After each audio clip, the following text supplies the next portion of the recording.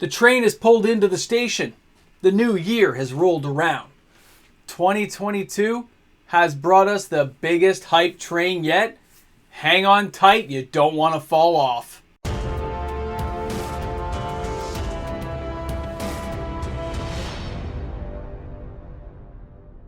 Hi everyone and welcome back. MTG Moxman here. I hope you're all having a fantastic day wherever you are in the world of Magic the Gathering. Here on the Nacho Cheese Universe side, we are doing well. I hope you guys are too.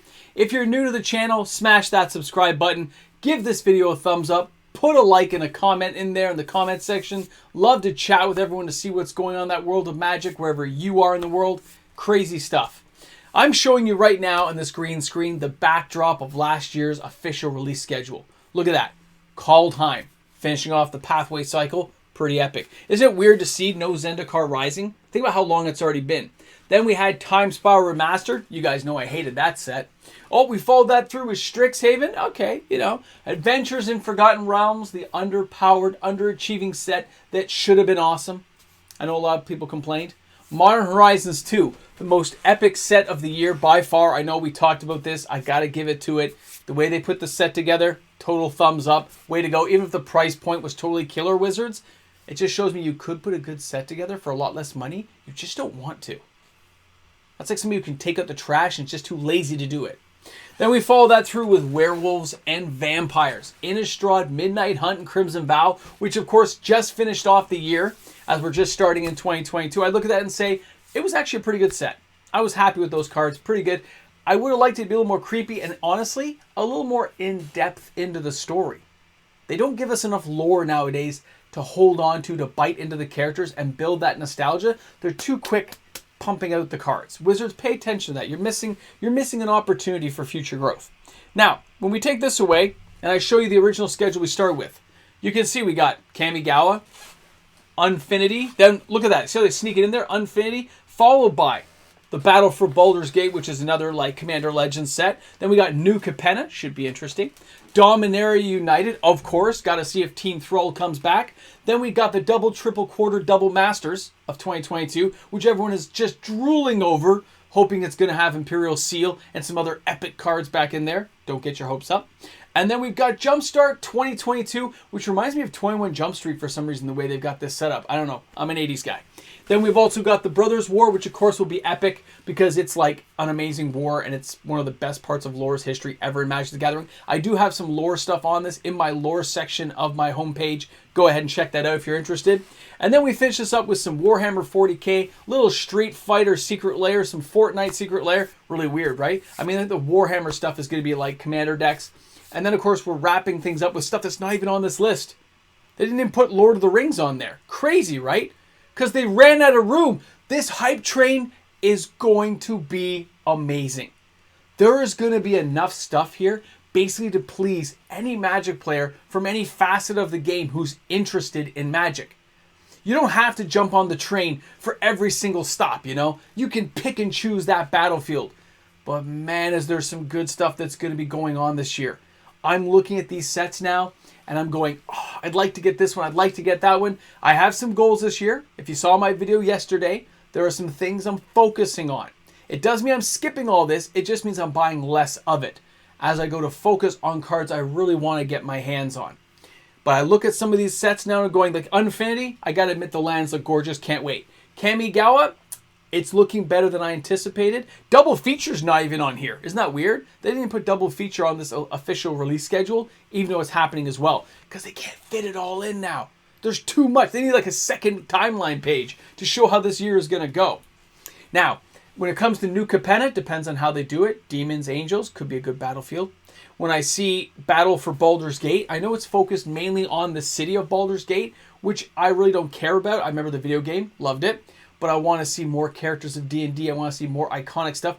I'd also like to see, since it's a Commander set, I expect the cards to be more ramped up in power level. And although it's unofficial and just in my mind of tinfoil hat world, I really think that this is a revamped set that was supposed to be next year's release of a D&D set.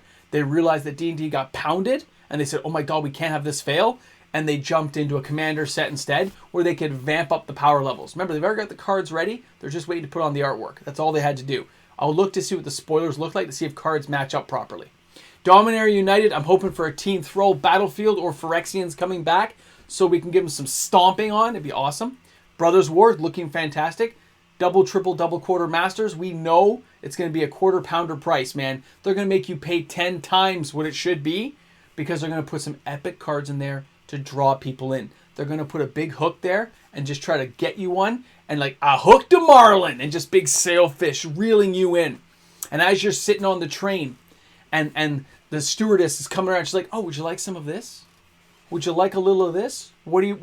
Oh, no. You can just put on your credit card, sir. Don't worry. We'll bill you at the end of the ride. I know, right? Because there's so much stuff going on. Jumpstart depends. They did a kind of good job last year, so I'll be curious to see. Hopefully no production problems.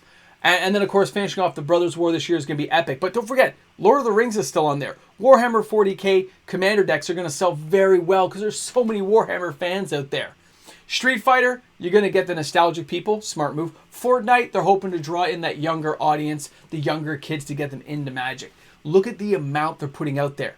That brand recognition being brought out into the whole field of Magic is going to be something to watch and very interesting as a study model to see how they do because they're paying close attention. They're looking to see how these sets are all going to perform. But they're still basing it on last year's numbers. They can't help themselves because of the production problems due to COVID. So when they look at all these things out, I bet you the production runs are all less than what you think they'll be. I think across the board. I know lots of stores that have tons of product sitting on the shelves they can't move. If they can't move that product, they can't move on as much to new product. Stores don't have limitless money. They have to clear product off the shelves to clear up the capital they need to buy these new products. This hype train is going to be amazing. It's loaded to the gills, but it's only as good as the amount that people can afford to put into it.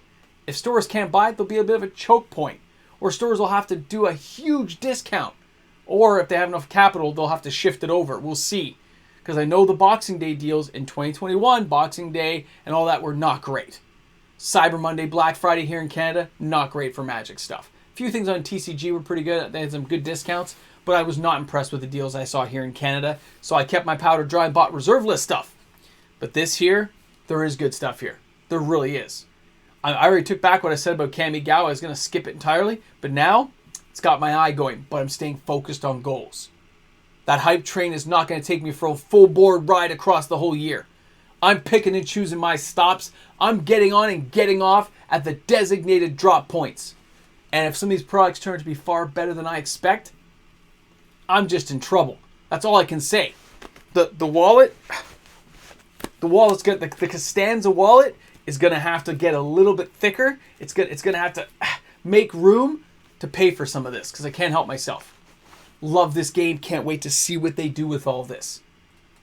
But remember, their marketing team is top notch. They are ready for this. As the year goes on, I'll break these products down probably in one video or two videos in a month when something new comes up. I don't focus always on this, as you guys know. There's always a lot to cover in the reserve list, but I like to cover the new stuff because I like to play with it. So I will be covering it if you're new to the channel, but I don't focus on every single card of the entire set because so many other channels do that. I'm looking and picking and choosing cards I think will be good long term. I pick and choose cards I think will be awesome, and I can't wait to see what they do because some of these sets I think will have a pinpoint mark saying they're going to be better than expected. Expect Baldur's Gate to be better. Unfinity, other than the lands, which are totally cool. Kamigawa, already surprised. I can't wait. New Capenna, don't know, but I'm waiting to see. I got to give myself a big, radar dish open. I can't say I'm closed for business because there's too much stuff going on, but I'm not getting on every stop. For every stop I get on, I have to skip something somewhere else, and there's no way I'm missing Dominaria or Brothers War, so you know I can't jump full board in on New Capenna or Kamigawa. Baldur's Gate, I'm probably going to be buying some of that. I can't help myself. It's going to be just amazing. And remember, I still want to put this down that I think Baldur's Gate may have some kind of jeweled mox in there. I still think it could happen. I'm getting my hopes up. So, what do you guys think? Are you boarding the hype train this year? Are you coming on for the ride? Did you purchase a full 4-way ticket to every stop? Did you buy the bonus stops for Warhammer 40k and Lord of the Rings? Are you prepared to be with the One Ring? What are you going to do this year? Did you get a raise that's going to cover all this? Have you sold some cards to make room for more? What's your goal out there, people? I gotta know, because I'm just going in my brain right now. It's gonna be awesome. All right, guys, thanks a lot for tuning in. I really hope you guys enjoyed the video today. Think about this stuff, because the hype train marketing is going to be top notch. They're going to know how to hit the heartstrings at all the right times, and it won't always be the best product. But certain ones I think will be vamped up more than we expected. Thanks a lot for tuning in today. This is MTG Moxman saying, I'll see you guys later, man. Bring me some nachos and cheese, maybe some pizza. Remember, 7,500 subscribers. We're having the pizza party. Let's get some subscribers going, guys. Join up the fun. It's going to be awesome. Pizza! I got to click the stop button now. Got to click stop. And of course, a big shout out to each and every one of my fantastic patrons. Thanks a lot, guys, for sticking with it. You patrons are amazing. You make the world go round. Patrons and the reserve list are just truly awesome things to always be thinking about. Looking forward to seeing you guys on the live stream next weekend. Let's rock it. Well, here we are, my friends, at the end of the credits, as it were. The MCU section, where I give you a tasty tidbit of the next upcoming exciting film. And instead, I want to leave you with this. There's so many cool products I want to get my hands on, but I got to stay focused. Got to get the cradle. You guys saw my video. Got to get the cradle. Want to get myself some dual lands and then working toward a piece of power. I don't care what it is. Although Black Lotus would be nice, wouldn't it? Something cool for the channel, you know? But we're getting there. That and, of course, getting ourselves to 10,000 subscribers, man. So, I mean, we're only 350 away from that pizza party. I think what I'll do is I'll take that piece of paper again, where I put up here saying how many subscribers to go. I used to do that when we were getting closer to the 5,000. I might do it because we're so close to 7,000. It may invigorate some people to hit that subscribe button. It's going to be awesome. I mean, most people don't watch this far in the video ever.